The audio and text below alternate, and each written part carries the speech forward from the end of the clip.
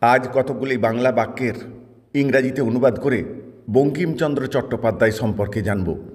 বঙ্কিমচন্দ্র চট্টোপাধ্যায় একজন লেখক ছিলেন। Bankimchandra Chattopadhyay was a writer. তিনি বাংলা ভাষায় বই লিখতেন। He wrote books in Bengali. তিনি বন্দে মাতরম গানটি লিখেছিলেন। He wrote the song Vande Mataram. এই গানটি সবাইকে সাহস দিত। This song gave courage to everyone. তিনি আনন্দমঠ নামে একটি বিখ্যাত বই লিখেছেন। He wrote a famous book called Anandamath. তিনি ছোটবেলায় খুব ভালো ছাত্র ছিলেন। He was a very good student in childhood.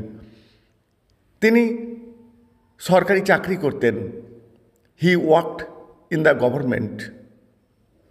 তিনি 1838 সালে জন্মগ্রহণ করেন।